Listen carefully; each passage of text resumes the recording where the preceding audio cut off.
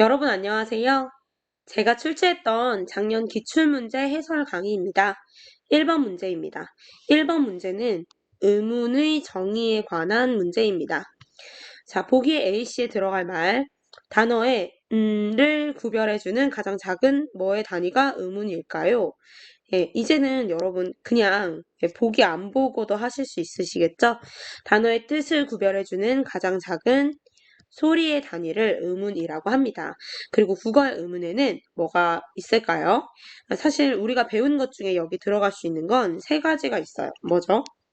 예, 우선 자음, 그 다음에 모음, 그 다음 소리의 길이입니다. 자, 볼까요?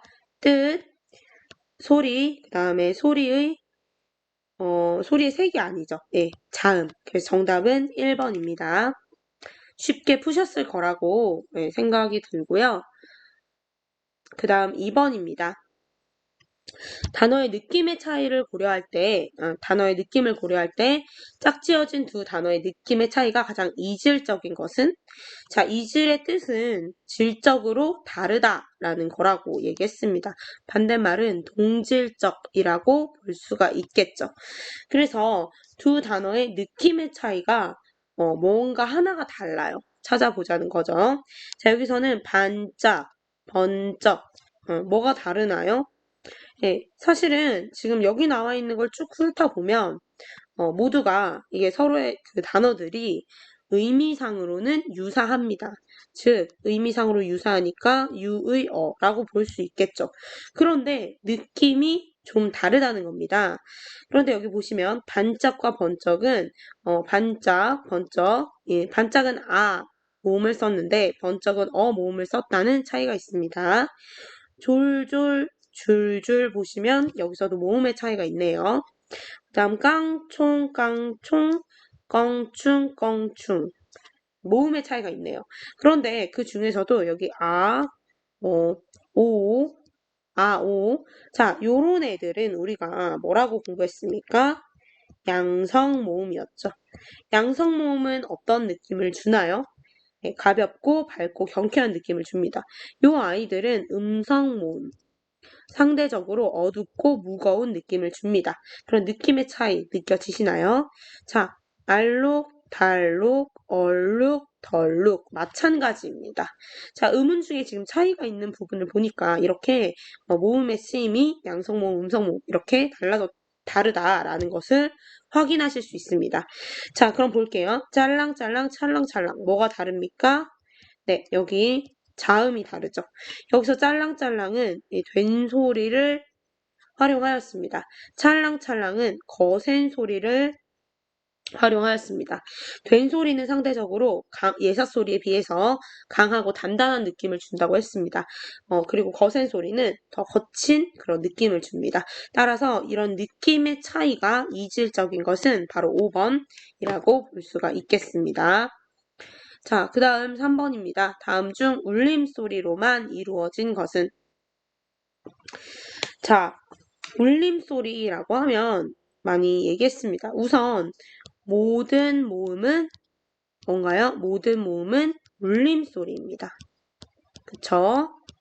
네, 그리고 자음 중에서는 뭐가 울림소리였나요? 네, 노란 양말. 예, 요것이 울림소리입니다. 자, 그럼 한번 골라보겠습니다. 일단 모음은 볼 필요가 없습니다. 왜냐하면 모든 모음은 울림소리니까요. 자, 자음 보겠습니다. 자, 벌써 아니죠? 쌍디귿 아닙니다. 미음은 맞습니다. 자, 기역 아닙니다. 이음 맞습니다. 이응 맞습니다. 자, 마음, 맞죠? 맞습니다. 그 다음에 사랑, 시옷 아닙니다. 리을 맞고요. 리을 맞고요. 그 다음에 비읍 아닙니다. 맞습니다. 자, 정답은 3번입니다. 그 다음 4번 문제 이동해 보도록 하겠습니다. 너무 쉽습니다. 네, 그쵸. 보기를 참고할 때 소리 나는 위치가 다른 하나는 사실 보기를 참고하지 않아도 여러분 너무 쉽죠. 근데 보기가 이왕 이렇게 그림이 나왔으니까 선생님이랑 다시 한번 복습해 볼까요? 자, 요 입술 소리 뭐였습니까? 입술 소리 무브 뿌프 였습니다. 여러분 영상 보면서 본인 입으로 좀 발음해 주세요. 네, 스스로 뭐 발음 기관을 뭐 혀나 이런 데로 이렇게 터치가 되면서 외워지는 게 분명히 있습니다. 자, 잇몸과 혀끝이 이런 식으로 만나서 나는 소리 뭐였습니까? 7개였죠? 드뜨트 스스 느르 맞습니다. 그 다음 새입천장 소리 즈쯔츠였습니다. 여린 입천장 소리 크였습니다. 목청 소리 흐 맞죠 여러분? 자 우리 볼게요. 느르 스스 트프 이거 너무 쉽지 않습니까? 자, 잇몸 소리를 물어보는 거였네요. 느르 스 트 맞고 프는 입술 소리입니다. 정답 5번이죠. 자, 5번 가보도록 하겠습니다. 보기의 조건을 충족하는 단어는 자, 이것은 다 하나씩 보면 됩니다. 첫 번째 글자부터 해서 천천히 보시면 됩니다. 첫 번째 글자의 초성은 마찰음이라고 하였습니다. 자, 우리 마찰음이라고 하려면 이 구분을 우리가 공부를 했을 때 자, 파열음 그리고 마찰음 그리고 파찰음 이렇게 공부를 했습니다. 기억하시죠? 파열음은 막혔다가 터지는 듯이 난 소리입니다. 브가 있습니다. 브. 그의 친구인 크도 있고요. 트도 있고요. 푸도 있습니다. 자, 마찰음은 마찰이 되면서 난 소리예요. 그래서 스 있으니까 친구인 스도 있고요. 그 다음에 목청이 마찰돼서 나는 소리인 흐도 있습니다.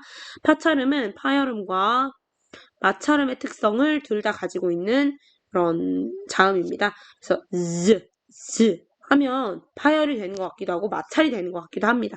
그래서 즈츠츠가 파찰음이라고 이야기했습니다. 첫 번째 글자의 초성 마찰음이라고 했으니까 스스흐 중에 찾으면 되겠죠. 여기 시옷 맞고요. 아니고요. 다음에 맞습니다. 벌써 2개를 제꼈네요. 3개 중에 하나가 답입니다. 첫 번째 글자의 중성은 이중모음입니다. 이런 거 별로 어렵지 않습니다. 왜냐하면 단모음 체계표 너무 빠르게 쓸 수 있잖아요. 이, 에, 위, 왜, 아, 우. 여기에 해당하지 않는 게 이중모음이겠죠. 이중모음 맞죠? 단모음이죠? 아니죠? 자, 그 다음에 요거 이중모음 맞죠? 답이 2개 중 하나로 줄어들었습니다. 두 번째 글자의 초성은 예사소리입니다. 예사소리라고 하면 우리 예사소리, 된소리, 거센소리의 구분을 기억해 보셔야 되겠죠. 기억으로 예를 들자면 예사소리, 된소리, 거센소리라고 볼 수 있습니다. 그것을 평음, 경음, 격음이라고도 하죠. 볼게요.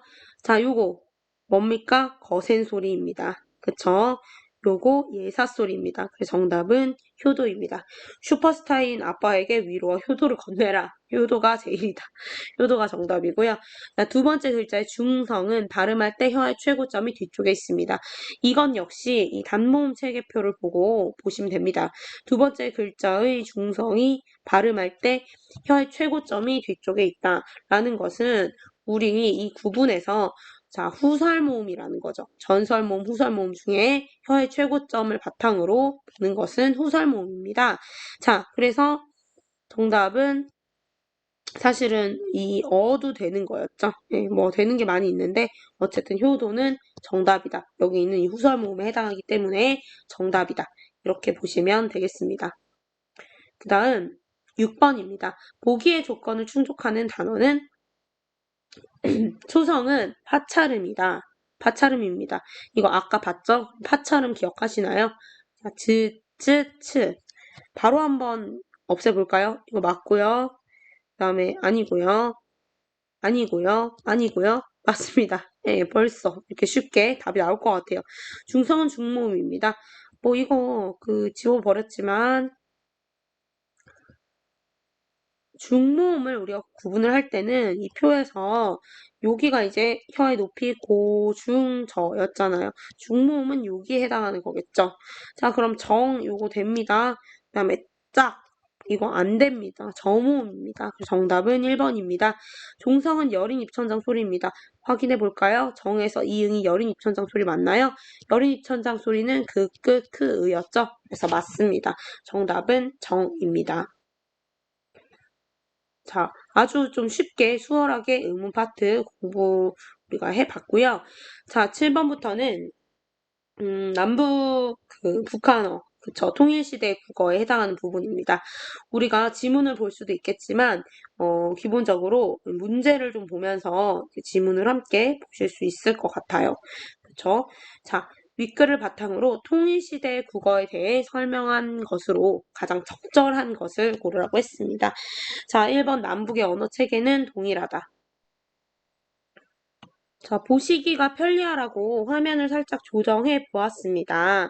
자, 남북의 언어 체계는 동일하다. 이에 대한 말이 어디 있냐 하면, 기억 보시면 19개의 자음, 21개의 모음을 사용하고 있는 점은 남과 북이 다를 바 없다. 이 체계가 동일하다라는 거. 네, 맞는 겁니다. 가장 적절한 거 찾으라고 했는데 1번에 이렇게 나와버려서 좀 당황스럽긴 하지만 다 한번 같이 보도록 하겠습니다. 오히려 이럴 때 더 틀리는 분들이 많기도 하더라고요. 자, 2번 남북은 언어 생활에서 순우리말을 많이 사용한다는 공통점이 있다. 맞나요? 자, 북한은 맞습니다. 북한은 외래어를 순화해서 씁니다. 순우리말로. 하지만 남한에서는 외래어를 많이 써서 이제 북한에서 오신 분이 많이 불편함을 느끼기도 했죠. 그래서 이거 맞지 않습니다. 3번 남북이 교류할 때 단어의 의미 차이가 가장 심각한 갈등을 유발할 것이다. 맞나요? 자, 우리 그것을 어디서 확인할 수 있냐면 남북이 자주 만나고 교류하게 됐을 때 남북의 언어 예절이 달라서 생기는 문제를 생각해 봐야 한다. 의미 차이보다도 화법 등의 차이가 더 큰 오해를 일으킬 수 있다. 라고 했습니다. 자, 그래서 의미 차이보다는 그 화법, 언어 예절에 대한 얘기가 나왔죠. 이게 더 심각한 갈등을 유발할 것이다. 4번 남한 사람들이 흔히 사용하는 직설적인 표현은 북한 사람에게 불쾌감을 줄 수 있다. 자, 보시면 여기서 남한 사람들이 우회적인 표현을 흔히 사용한다고 이제 이야기했죠. 북한 사람들이 오히려 직설적인 표현을 씁니다. 남한은 두음 법칙을 따르기 때문에 나무입이라고 표기하지만 북한은 따르지 않기 때문에 나무입이라고 표기한다. 자, 우리 일단은 요거는 두음 법칙이 아니라 뭐에 대한 이야기였습니까? 예, 사이시옷에 대한 얘기였죠. 남한이 두음 법칙을 따르고 북한은 따르지 않는 건 맞습니다. 두음 법칙을 따르는 것에 대한 예시로는 여자가 있겠네요. 북한에서는 여자라고 하죠. 교과서에 나왔던 또 다른 예시로는 력사도 있었습니다. 자, 그래서 정답은 1번입니다. 8번 문제 함께 보도록 하겠습니다.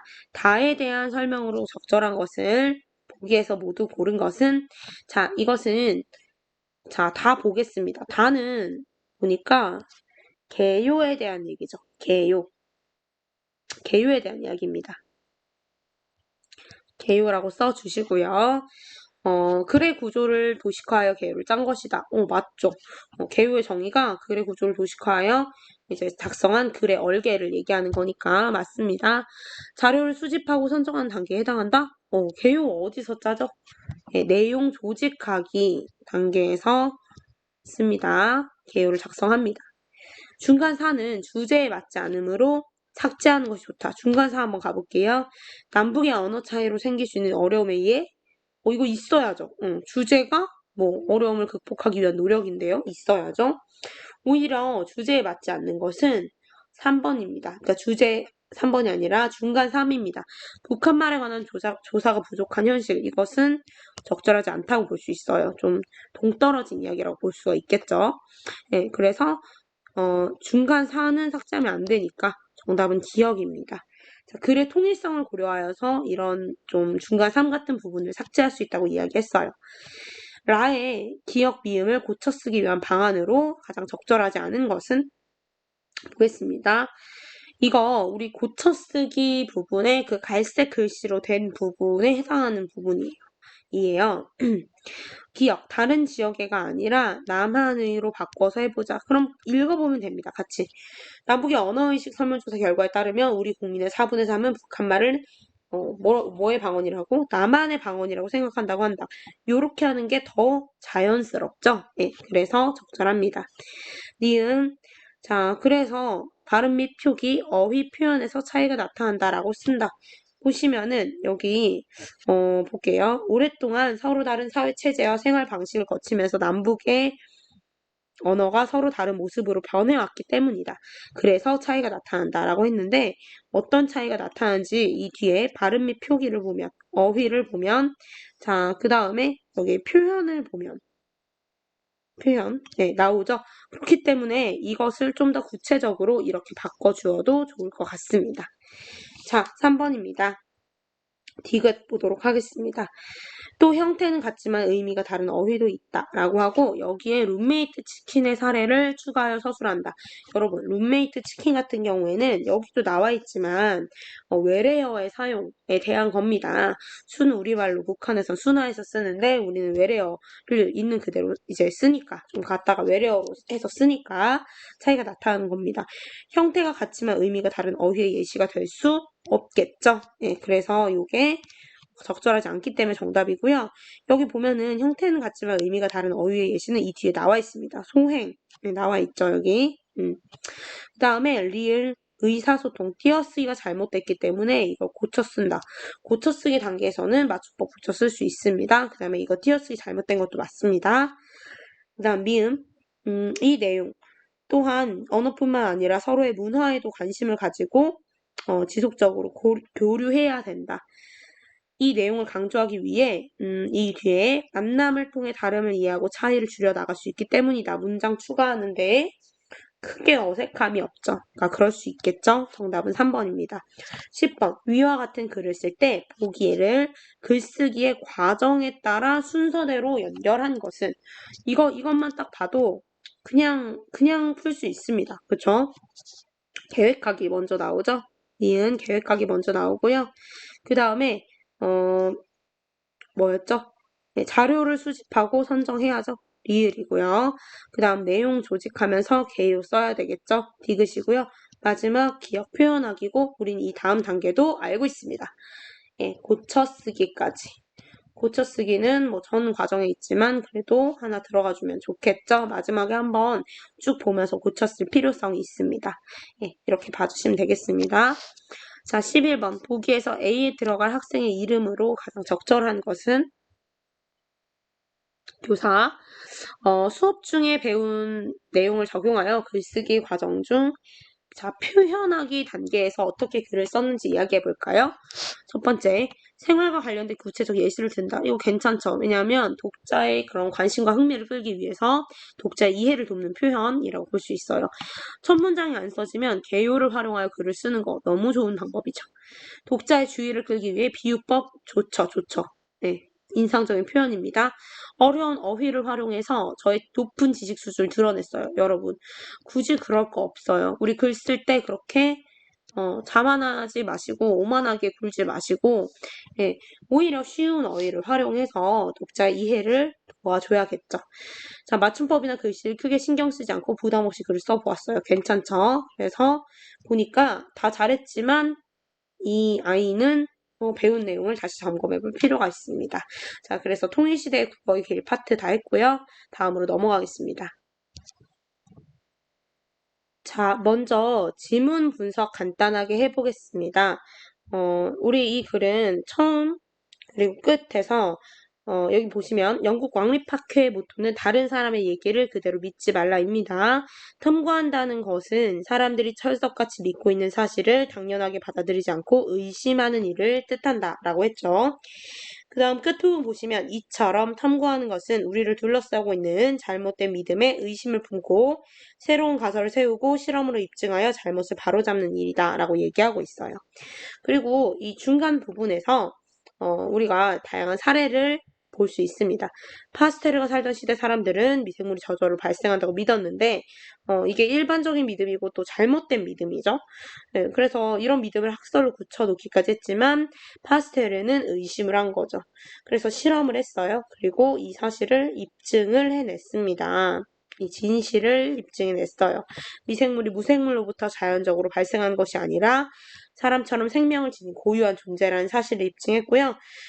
그 다음에 의심은 마법사의 물과 같습니다라고 여기 보면 제목의 의미, 이 마법사의 물의 의심이라는 거죠. 이런 얘기도 하고요.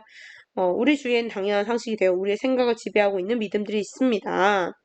자, 뭐 이왕 이렇게 보고 있는 거 여기 윗글의 주제의식을 고려할 때 기억, 미음 중 성격이 가장 다른 것 하나를 고르라고 했습니다.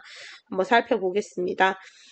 기억 보시면 사람들이 일반적으로 갖고 있던 잘못된 믿음에 해당하죠. 그 다음에 니은. 입증한 사실이죠. 입증한 사실. 진실에 해당합니다. 자, 우리가 디귿 텔레비전에서 교과서에서 어른들의 이야기에서 이런 우리 주위의 당연한 상식이 되어 우리의 생각을 지배한 믿음들을 하나둘씩 받아들여요. 잘못된 믿음일 수 있는 거죠. 일반적인 믿음들입니다.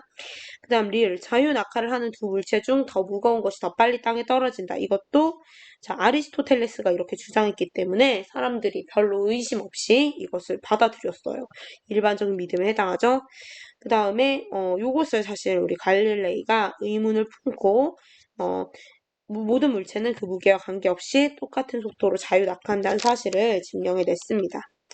코페르니쿠스 역시 프톨레마이오스의 생각, 즉 일반적 믿음이죠. 우주의 중심이 지구라는 생각에 의심을 품고 그리고 지구가 태양을 중심으로 돈다는 지동설을 주장했어요. 이게 진실이었던 거죠. 성격이 가장 다른 하나가 뭘까요? 네, 나머지는 다 일반적인 믿음들에 해당하는데 요 니은이 바로 이 파스테르가 입증한 사실에 해당하니까 니은이 정답이라고 볼 수 있겠습니다. 윗글의 글쓴이가 궁극적으로 하고자 하는 말로 가장 적절한 것. 궁극적으로 하고자 하는 말 바로 주제죠. 주제의식에 해당한다고 볼 수 있습니다. 1번 권위란 진실에서 비롯되는 것이다. 우리 사실 권위란 얘기는 뭐 이런 권위 있는 학자들, 이런 일반적인 믿음을 강화하는 것들, 이런 걸 통해서 나왔어요. 이게 진실에서 비롯된 것이다. 진실은 이런 입증한 사실에 해당하는 거였어요. 그쵸? 그래서 요거는 아닙니다. 소수의 천재들이 세상을 발전하게 했다? 여기서 뭐 갈릴레이, 파스테르 이런 사람들 소수의 천재들이라고 볼 수도 있겠지만 이들이 발전하게 했다? 뭐 그게 진짜 하고 싶은 말은 아닌 것 같아요. 3번 어떤 일이든 실험을 통해 자신의 주장을 증명해야 한다? 실험을 한 건 맞죠. 이들이 다. 하지만 이거에 대한 얘기도 아니었어요. 자, 탐구란 여기서부터 좀 정답인 것 같아요. 그쵸? 탐구란 당연하다고 믿는 사실을 의심하는 것에서 시작한다. 핵심어들 다 들어가 있죠. 맞습니다. 우리가 일반적으로 가지고 있는 믿음들은 모두 폐기되어야 한다? 에이, 그건 아니죠. 맞는 것도 있죠. 어느 정도는. 그쵸?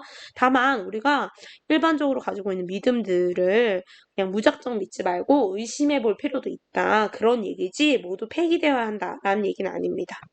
13번 아까 했고요. 14번 가겠습니다. 이 글에 쓰인 논증 방법 뭘까요? 우리 논증 방법이라고 하면 배웠습니다. 연역, 그다음에 기납, 유추 공부했습니다. 각각의 특징들 기억하시죠? 연역은 일반적인 것에서 구체적인 것으로 그 결론을 짓는 거고요. 귀납은 구체적인 사례들로부터 일반적인 결론을 내는 거고, 유추는 둘 이상의 대상의 유사성을 바탕으로 하여서 A가 이러이러하면 B도 그럴 것이라고 하는 것입니다. 자, 이 글에 쓰인 논증 방법, 우리 뭐 파스텔의 사례, 그 다음에 갈릴레의 사례, 코페르니쿠스의 사례 이런 구체적 사실들 통해서 탐구하는 것의 의미를 도출해냈기 때문에 구체적인 사례를 통해 일반적 결론을 도출해냈습니다. 귀납이라고 볼 수 있습니다. 자, 적절한 것을 보기 위해서 모두 고르래요. 기억, 근거가 참이면 결론 언제나 참이다. 이거 아니죠. 그리고 연역에 대한 설명이었습니다. 연역에서는 근거가 참이면 결론은 언제나 참이에요. 왜냐하면 우리가 연역의 예시 뭐가 있었습니까? 다 3단 논법 중에 모든 인간이 죽는다. 소크라테스는 인간이다. 그러므로 소크라테스는 죽는다. 있었죠? 헷갈리면 교과서 보시기 바랍니다.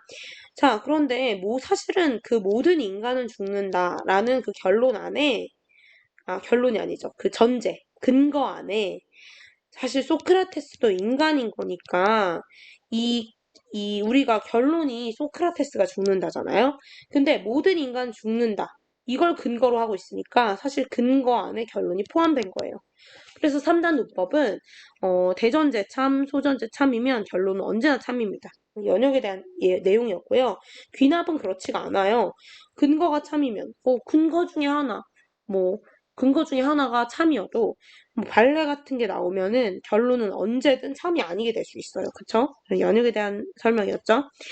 사례가 충분할수록 논증이 타당할 가능성이 높아진다. 완전 귀납에 대한 예시입니다. 자, 왜 그러냐면 여러분 선생님이 늘 말하지만 논산의 남중생들에 대해서 조사를 하고 싶은데 우리 반에 이제 귀요미들 3명, 3명한테 선생님이 물어보고서는 그냥 결론을 논산의 남중생들은 이러이러하다 냈어요. 그렇게 결론을 냈어요. 타당할 가능성이 떨어지죠. 그죠? 네, 타당할 가능성이 떨어지는 거예요. 네, 그래서 여기다 X하면 안 되죠. 네, 사례가 충분하면 그 논증이 타당할 가능성이 높아지는 거 맞습니다. 그 다음 구체적 사실에서 일반적 원리나 사실을 이끌어내는 방법이다. 맞죠? 귀납, 구체적 예시, 귀납. 자, 해당 논증의 예시로 눈이 올 땐 길이 미끄럽다. 따라서 비가 올 때도 길이 미끄럽다. 이게 있다. 여러분 이건 뭐에 대한 설명이었죠? 눈이 올 때는 길이 미끄럽다. 비가 올 때도 미끄럽다.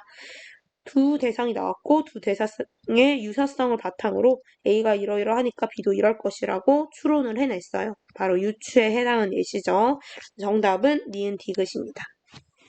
자, 15번. 보기에 대한 설명으로 가장 적절한 것은 자, 지금 내 앞에 존재하는 것과 싸우는 것만큼 비생산적인 것이 없습니다. 이 글에서 글쓴이가 하고 싶은 주장이었고요.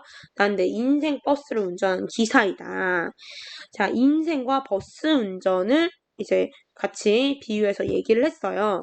그렇다는 건 이건 이제 유추가 활용된 거라고 볼 수 있겠죠. 1번. 인생이라는 일반적 원리에서 버스 운전이라는 구체적 사실을 이끌어내고 있다. 사실 여기 이 설명만 보면 연역에 대한 설명이죠. 일반적 원리에서 구체적 사실 아니고요. 인생과 버스 운전의 유사성을 바탕으로 다른 점도 비슷할 것이라고 결론 내리는 거. 유추에 해당하는 설명 맞습니다. 정답이고요.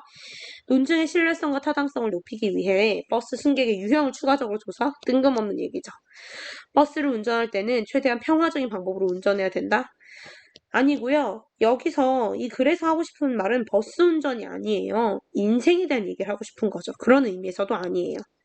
나를 성가시게한 사람 멀리하고 나에게 좋은 영향을 주는 사람 가까이 해야 한다? 아니죠. 자, 여기서는 성가시게한 사람도 그냥 돌아. 예, 어떻게 할 수가 없다. 이런 얘기를 하고 있어요. 정답 2번이었습니다. 16번 보겠습니다. 16번은 이제부터는 16번, 17번은 이 지문에 대한 문제는 끝났고요. 우리 이거 맥스 슐만 사랑은 오류에서 한 문제 나온다고 했었죠. 우리는 그동안 닷새 저녁을 같이 보냈어. 그동안 서로 잘 지내왔지? 우리가 잘 어울리는 사람들이라는 건 분명해. 겨우 닷새 저녁 같이 보내고서는 우리가 잘 어울리는 사람들이라는 게 분명하다고? 뭐죠, 여러분? 성급한 일반화군. 그냥 말했다. 겨우 5번의 데이트 가지고 어떻게 우리가 잘 어울린다고 말할 수 있지? 난 깔깔 웃었다. 이것 봐. 5번의 데이트로 충분해. 케이크의 맛을 알기 위해 케이크를 다 먹어볼 필요는 없거든. 자, 얘가 지금 뭐 한 거예요? 자, 우리 케이크. 다 먹어보지 않아도 한 요만큼만 먹어봐도 알죠. 하지만 여러분, 인간은 얼마나 복잡한 존재입니까? 자, 인간이랑 음식 비유하는 거 아니라고 했어요. 그쵸? 그건 뭐야? 폴린 즉시 말했다. 난 케이크가 아니야. 여자지. 그릇된 유추입니다. 사실 이게 자, 케이크와 이 폴리를 유사한 존재라고 본 거예요. 근데 이게 맞냐는 거예요. 케이크가 조금 먹어봐도 알 수 있듯이 이 복잡한 우리들 인간들을 조금만 닷새만 봐도 알 수 있다고 자 유추를 하려고 했는데 이게 틀린 거죠. 그릇된 유추입니다. 자 정답 3번입니다. 17번까지 풀어보겠습니다. 보기에서 반언어적 표현에 해당하는 것을 모두 고르면 반언어 얘기하려면 비언어도 얘기해야죠. 비언어적 표현. 비언어적 표현과 반언어적 표현은 모두 언어적 표현을 보조하는 수단입니다. 자, 그런데 비언어적 표현은 언어랑 분리될 수 있고요. 반언어 혹은 준언어적 표현은 언어랑 분리될 수 없습니다. 그 언어에 수반돼서 같이 나오는 거라고 했어요. 그래서 우리가 전화통화를 할 때 비언어적 표현, 영통이 아니고서야. 자, 이 비언어적 표현에 해당하는 거 뭐였죠? 몸짓이라든지, 손짓이라든지, 표정 같은 거 우리 통화할 때 볼 수 없어요. 하지만 반어적 표현, 억양이나 강세 이런 것들은 다 볼 수 있습니다. 보기에서 반어적 표현에 해당하는 거 고르면 몸짓, 비언어고요. 억양, 반언어죠. 표정, 비언어죠. 음의 고저, 이거 높낮이, 음의 높낮이 얘기하는 겁니다. 얘들아, 뭐 이런 높낮이 얘기하는 거예요. 자, 이거 언어에 수반돼서 지금 나왔죠? 맞고요. 강세의 위치, 어디를 강하게 얘기하느냐, 이런 거, 강세의 위치 맞습니다. 그래서 느르무 정답입니다. 자, 다음 가보도록 하겠습니다. 다음은 힘들 때 힘을 빼면 힘이 생긴다. 지문을 풀어보도록 하겠습니다. 18번 윗글의 기억 미음에 대한 설명으로 적절하지 않은 것은 기억 함께 보겠습니다. 야구 좋아하시는 분들 계세요? 손 한번 들어볼까요? 정말 많이 계시네요. 저도 야구 중계를 곧잘 펴는 편인데요. 자, 보겠습니다. 마란이는 청중과의 문답을 하는 거 맞나요? 맞고요. 공감대 형성 맞죠? 공감대를 형성하고 있다. 맞습니다. 자, 니은 만다코 그릇에 빠지게 싼노. 자, 사투리를 실감나게 구사하고 있어요. 그래서 재미와 웃음을 주죠. 이렇게 재미와 웃음을 주는 것 역시 감성적 설득에 해당한다고 볼 수 있습니다. 디귿 누구나 한 번쯤 겪어보았을 일을 이야기하며 공감대를 형성한다. 볼까요? 평소에 이렇게 잘 웃던 사람도 카메라를 정색하고 들이대면 표정이 굳죠. 여러분도 그래 보신 적 있으시죠? 누구나 한 번쯤 겪어보았을 겁니다. 이런 일을 이야기하며 공감대를 형성하고 있어요. 그 다음에 남들이 나를 어떻게 생각할까? 남의 눈에 내가 어떻게 보일까? 뒤처지게 보이진 않을까? 이런 식의 신경을 굉장히 많이 쓰고 살아가는 문화권이에요, 우리나라는. 이 얘기에 대해서 여러분 동의하실 수 있지만 보시면 구체적 수치 나왔나요? 아니죠? 그래서 이걸 통해서 타당성을 높이는 거 아닙니다. 여기 구체적 수치가 좀 들어가 줬으면 오히려 더 타당성을 높일 수 있었을 것 같아요. 정답 4번이고요. 미음 볼게요. 저는 카피라이터 출신이기 때문에 사람들에게 스스로의 욕망이 아닌 욕망을 주입한 기술을 갖고 있다라고 이야기했습니다. 직업적 전문성을 내세워 인성적 설득, 네, 맞죠. 카피라이터가 바로 여러분 그 광고 문구 쓰는 사람입니다. 예, 그런 직업적 전문성을 내세워서 우리가 이런 것은 인성적 설득이죠. 우리 설득 전략에 3가지 있었습니다. 뭐였습니까? 이성적 설득, 그 다음에 감성적 설득, 그 다음에 인성적 설득이었죠. 그래서 이성적 설득은 논증 방법이나 그런 구체적인 수치 등을 제시해서 이성적으로 설득하는 거고, 감성적 설득은 동정심에 호소하거나 재미를 주거나 어쨌든 상대방의 감성을 이제 자극하는 거고, 인성적 설득은 말하는 사람의 그런 사람 됨됨이를 바탕으로 해서 도덕성이나 직업적 전문성, 사회성 등을 내세워서 설득력을 높이는 그런 방법이었습니다. 19번 윗글을 통해 알 수 있는 내용으로 가장 적절한 것은 여기서 알 수 있는 내용을 얘기했는데 이 문제는 내용일치 문제에 해당합니다. 그런데 이 내용일치 문제들 중에서 알 수 있는 내용, 알 수 없는 내용 이런 유형은 가장 좀 어려운 유형이라고 했어요. 배점도 4점이죠. 1번 경상도 사람들은 모두 만다꼬란 말 좋아한다? 사실 아니죠. 아닌데 여기서 보면은 본인도 어렸을 때 이런 말 별로 좋아하지 않았다. 또 이제 그 경상도 출신의 선배 얘기하면서 이런 말은 허무주의와 무기력으로 이끄는 주문이 될 수도 있다. 이렇게 얘기했으니까 아니겠죠. 2번 카피라이터들은 광고 문구로 사람의 욕망을 자극한다. 우리 이 부분 한번 볼게요. 사실 이거를 다르게 한번 쌤이 읽어보겠습니다. 자, 그래도 이거랑 다른 내용은 아닐 거예요. 저는 전을 빼고요. 네, 다시 읽어볼게요. 카피라이터들은 사람들에게 스스로의 욕망이 아닌 욕망을 주입한 기술을 갖고 있다. 맞나요? 맞죠? 자, 그럼 한 번 더 좀 추격해서 읽어보겠습니다. 카피라이터들은 사람들에게 욕망을 주입한다. 괜찮죠? 네. 카피라이터들은 광고 문구로 사람들의 욕망을 자극한다. 맞습니다. 이게 정답입니다. 3번. 사람들이 인생에서 성공의 기준으로 삼는 것은 동일하다. 아니죠. 근데 이게 또 어디에 구체적으로 아니라는 걸 알 수 있냐면 제가 생각하는 인생의 성공은요. 남들이 생각하는 성공이 아니라 제가 생각하는 인생의 성공은 하면서 얘기를 해요. 이 부분을 보면은 뭐 다른 사람들과 이 사람만 해도 다르잖아요. 동일하지 않는 거죠. 동일하지 않은 겁니다. 4번. 사람들은 마라톤의 과정보다는 마라톤을 뛰고 난 뒤에 가는 휴식에 높은 가치를 둔다. 자, 여기 보면은 사람들이 이런 내용이 있어요. 인생을 마라톤에 비유한 사람은 죽을 때까지 달리고 달리라고 얘기를 한대요. 그 과정에 높은 가치를 두는 거죠.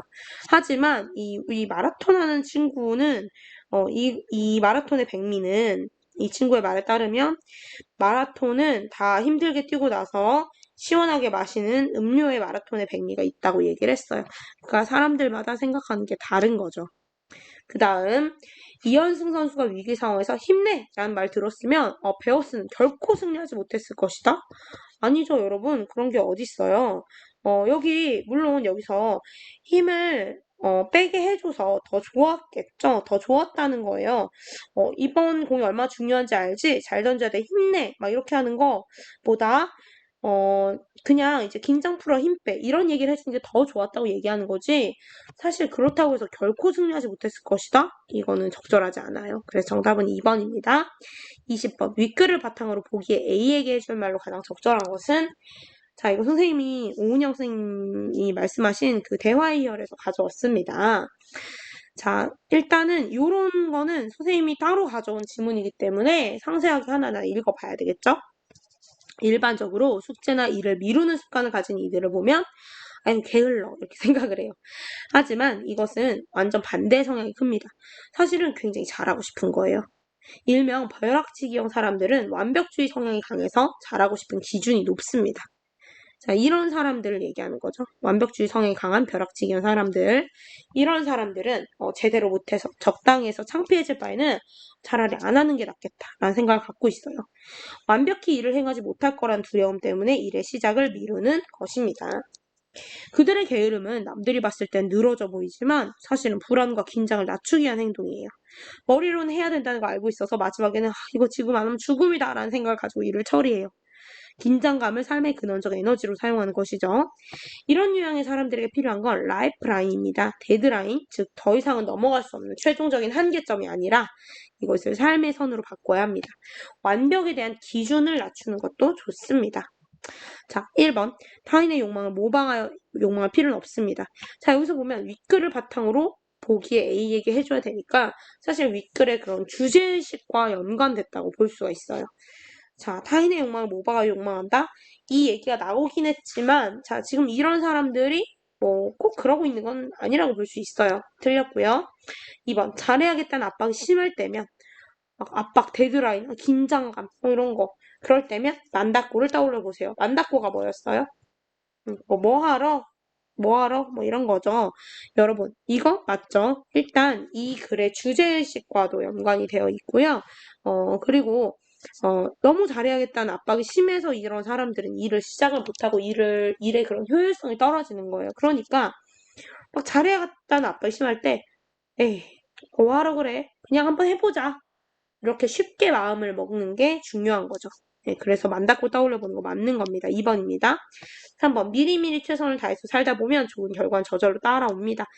자, 요거는 지금 이 윗글과 그러니까 윗글의 주제를 생각할 때 뭐 윗글의 주제가 미리미리 최선을 다해라 이런 내용은 아니죠. 네, 그래서 아니고요. 4번 허무주의와 무기력. 여기 잠깐 이야기가 나오긴 했는데요. 사실은 주되게 한 얘기는 아닙니다. 이거 자체가. 그리고 이 사람들이 지금 허무주의와 무기력도 아니에요. 오히려 반대죠. 너무 잘하고 싶어서. 네, 그러면 이런 거에 벗어나기 위해선 상황을 더 긍정적으로 볼 필요가 있다. 그런 얘기하고 있는 것도 아니었어요. 게으름은 긍정적인 것입니다. 그 누구도 우리에게 게으름 피우지 말라고 말할 권리는 없어요. 좀 뜬금없죠? 그쵸? 게으름 자체를 긍정적인 거라고 얘기를 하는 게 아니에요. 사실 이 윗글에서도 본인도 자기도 최선을 다하는 거다라고 해요. 물론 최선을 다해서 게으름을 이제 부릴 때도 있지만 최선을 다하는 방법이 모든 순간에 힘을 주는 것은 아니다.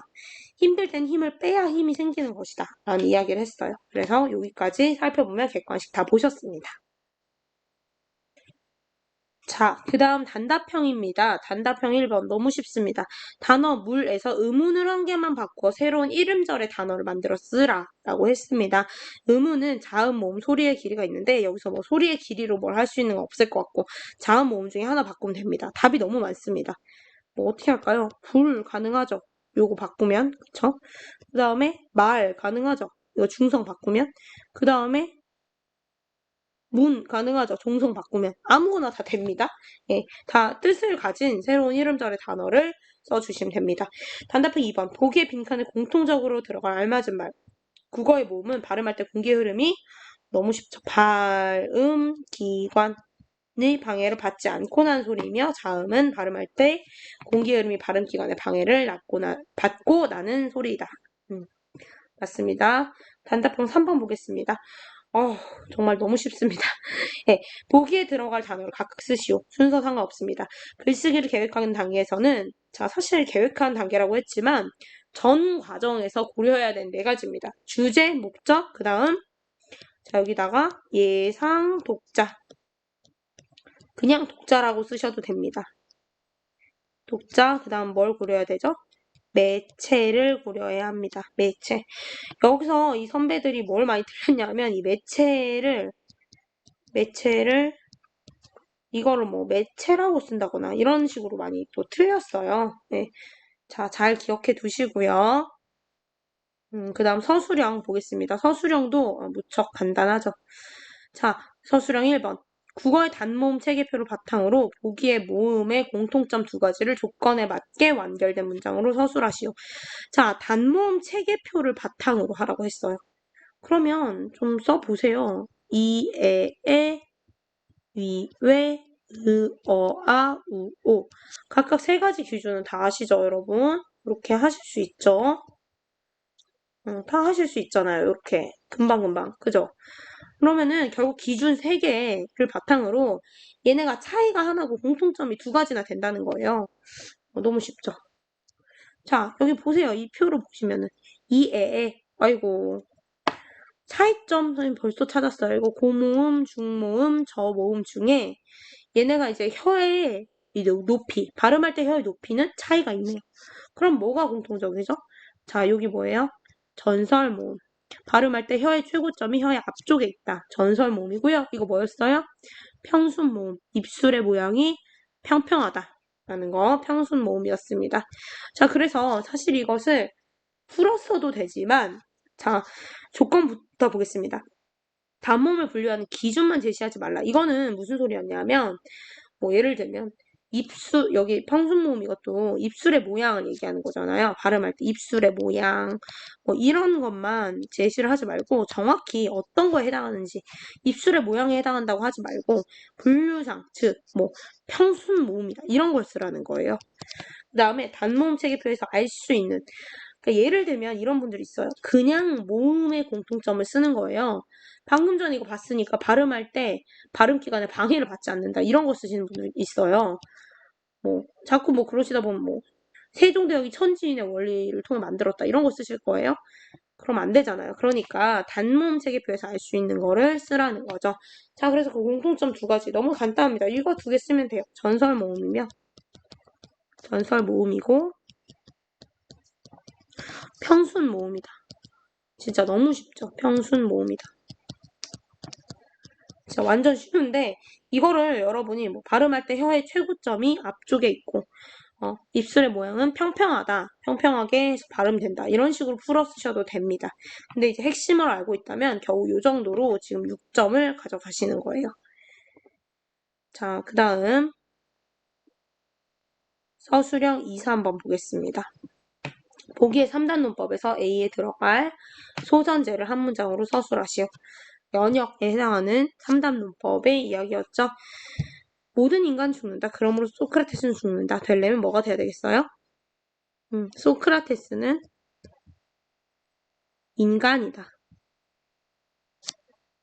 이렇게 들어가야 되겠죠. 우리 이런 얘기도 했었어요. 뭐 모든 인간은 죽는다.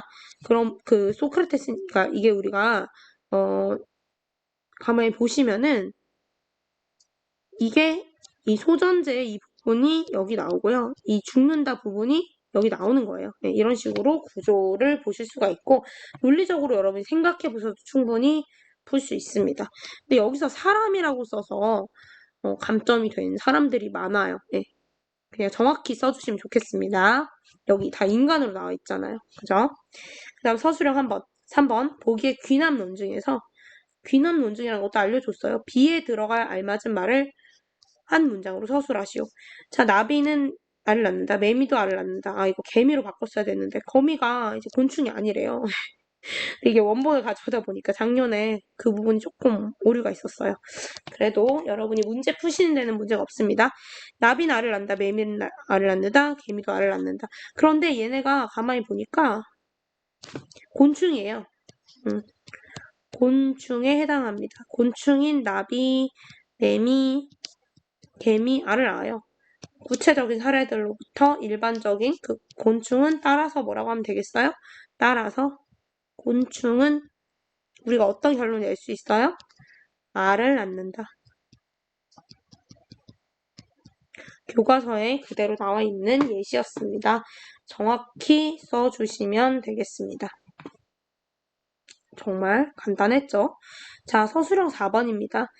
보기를 바탕으로 민수가 기억 니은에서 사용한 설득 전략은 무엇인지 각각 쓰고 민수가 보기에 글을 쓴 목적은 무엇인지 조건에 맞게 쓰시오. 엄마, 아빠, 저 용돈 조금만 올려주세요. 벌써 목적이 나왔어요. 목적은 여러분이 이 내용을 바탕으로 그리고 이 뒤에도 용돈 이번 달부터 올려달라고 하잖아요. 이걸 바탕으로 그냥 쓰시면 되고요. 기억 볼게요. 민수가 쓴 설득 전략. 우리 설득 전략 아까도 얘기했지만 뭐가 있었어요? 이성적 설득 전략.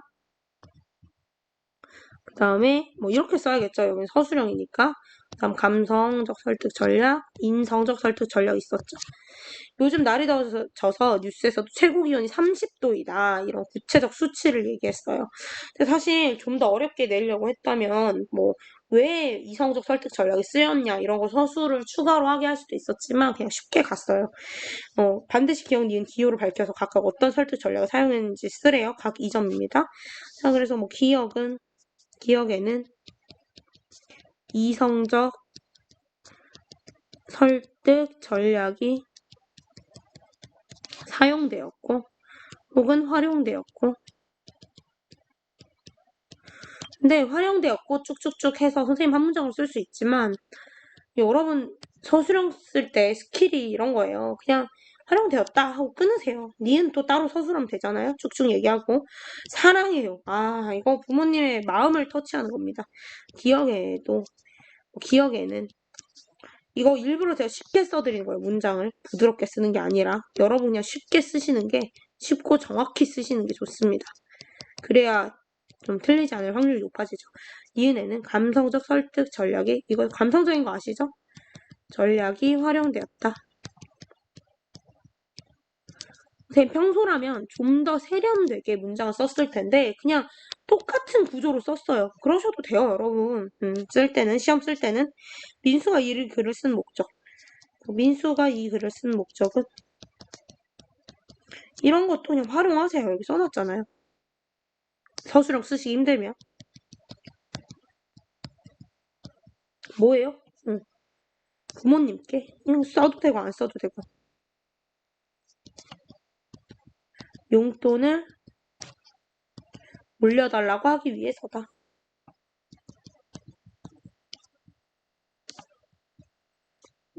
이거 하기 위해서다. 이게 좀 별론데 문장. 쉽게 하려다 보니까 오히려 문장도 또 복잡해졌네요. 이거를 뭐 조금만 더 쉽게 그냥 가려고 하면 민수가 이 글을 쓴 목적은 용돈을 올리고 싶어서이다. 뭐 이런 것도 그냥 괜찮아요. 용돈 올리고 싶어서이다. 다 가능합니다. 아니면 그냥 조금 비문이지만 용돈을 올려달라는 것이다.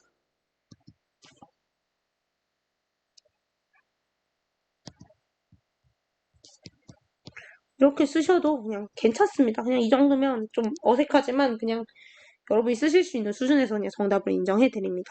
자, 이렇게 서술형까지 다 봤습니다, 여러분. 이번 시험 정말 잘 보시기를 바라고요. 아마 이 영상은 여러분이 필요한 부분만 보셨을 것 같아요. 선생님이 어제 우리가 그 스포츠 클럽 거기 응원을 가느라고 목이 너무 좋지 않아서 목이 오늘 언제 좋아지나 막 자고 일어나서 이렇게 해봤는데 목이 계속 안 좋아서 결국 오늘 굉장히 안 좋은 목 상태로 하게 돼서 여러분이 조금 듣기가 어려우셨을 것 같아요. 그래도 여러분 잘 들어주셔서 감사하고요. 자, 영상을 다 들어주신 분들 다 시험 잘 보시기를 선생님이 깊은 마음으로 여러분의 시험에 국어의 요정이 함께 축복을 내리기를 기원합니다, 여러분. 감사합니다. 고생 많으셨어요.